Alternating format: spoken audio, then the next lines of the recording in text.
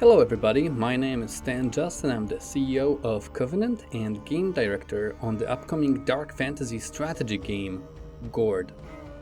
Today I'm going to give you the very first glimpse of our gameplay, a unique fusion of city building, community management and questing in a brutal world inspired by Slavic mythology. Let me start with our interface. On the right we see portraits of each of our subjects. At the bottom we can access our action panel. On the left you can see a minimap, notifications and information about quests. At the top of the screen is information about our resources and parameters. Growth represents the overall advancement of our settlement. Faith allows us to use incantations, and sanity is our subject's mental state. Now let's reveal the full HUD and take stock of our current situation. It looks like our economy is in good shape and our subjects are relatively healthy, but there is an issue we should investigate. Okay, so it seems that our subjects are complaining about the surrounding swamps being full of fall spawn, lying their poisonous eggs everywhere. Let's help with that. So far we've been focusing only on the economy, so we haven't built any military structures. Let's fix that now. I think having both ranged and melee warriors for our quest will be handy, so let's build an archery range and an axe pit.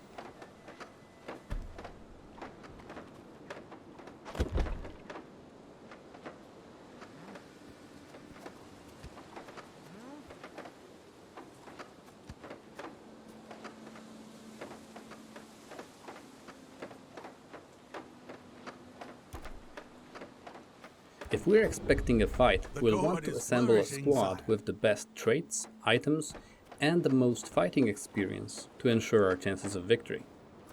It also might be a good idea to include a scout to improve our line of sight. We can preview each squad member's profile in the details panel.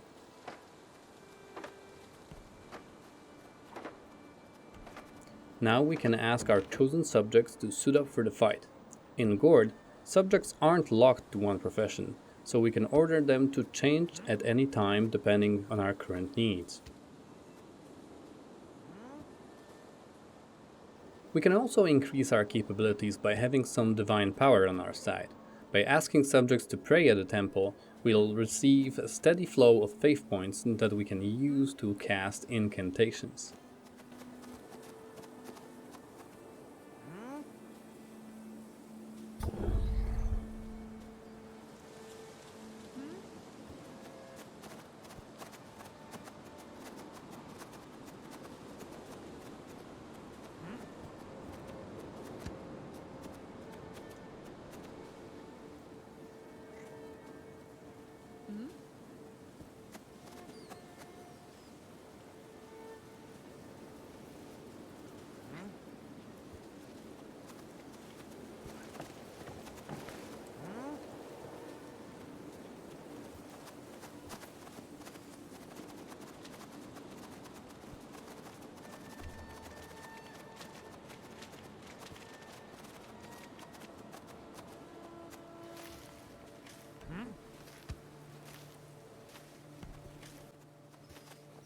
Alright, I think we're well prepared now and ready to go.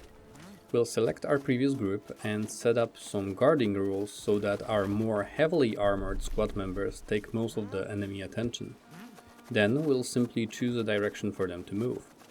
Along the way we might also stumble onto some points of interest such as ruins, broken carts, loose stones and corpses.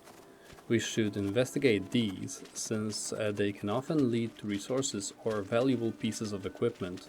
But as with everything, value comes at a price, so we'll need to be wary of beasts and monsters guarding these treasures.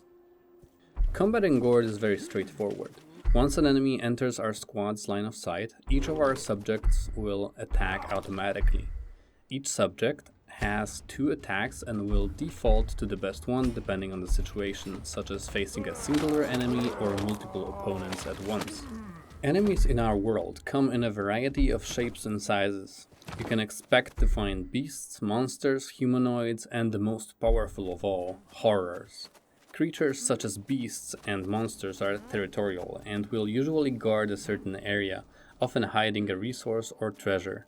Humanoids, on the other hand, are more prone to raiding. If we weren't to attack first, they would almost certainly assault our Gord in the near future.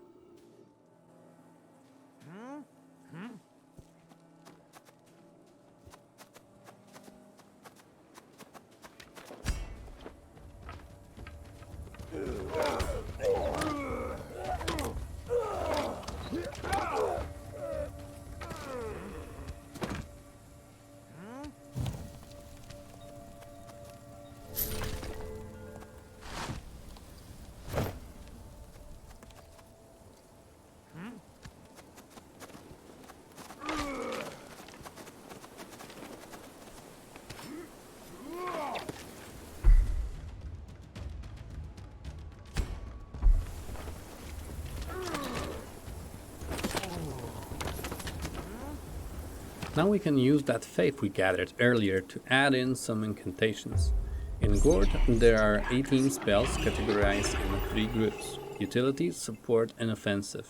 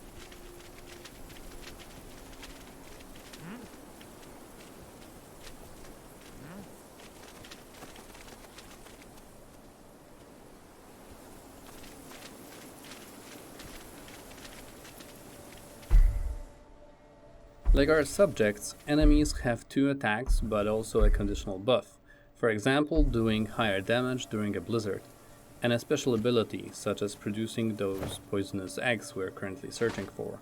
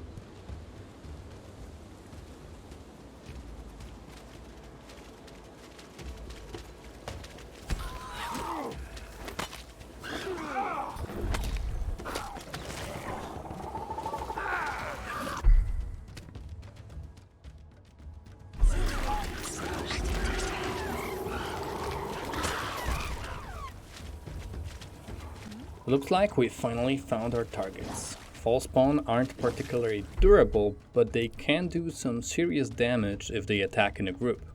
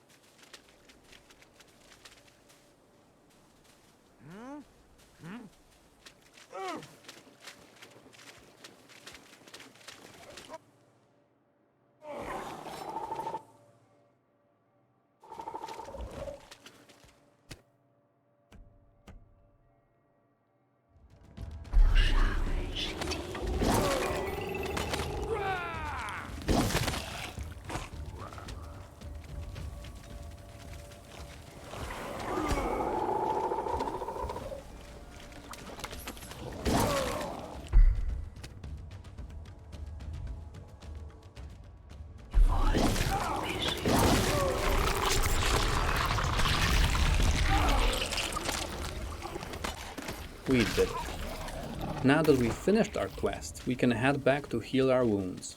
Alongside physical damage, certain intense situations can impact our subjects' mental states as well. This can come from something as simple as someone walking outside of a light source, or under more traumatic circumstances, such as incurring physical wounds or seeing a fellow subject in trouble. We also have a kinship system that scales the severity of these effects depending on if our subjects are related.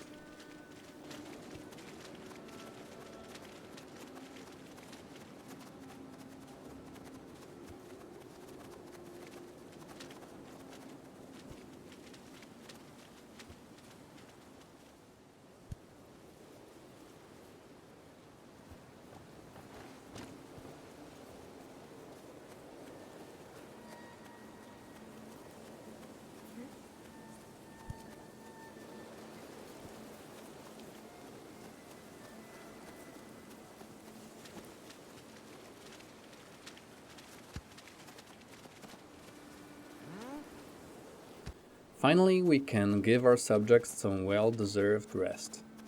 This Balia can help with physical regeneration, while our Meadery can let our subjects relax and forget their worries. Soon, they'll have recovered and be ready for more action. So far, we've shown only a small piece of one level. Each of the campaign maps has been handcrafted to accommodate our main story following the events described in our in-game book of lore, the Chronicle. But we also have a custom scenarios mode, which will allow us to freely customize our experience.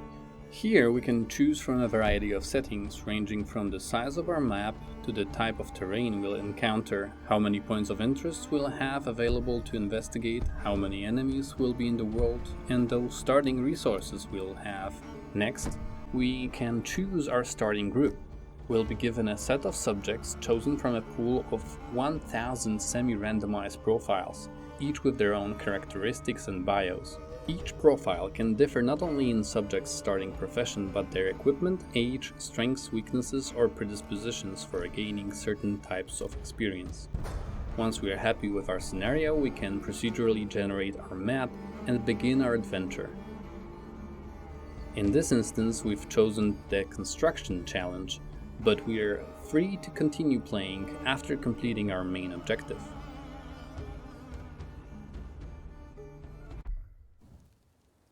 Our subjects are now awaiting their orders, and we can set off on a new adventure.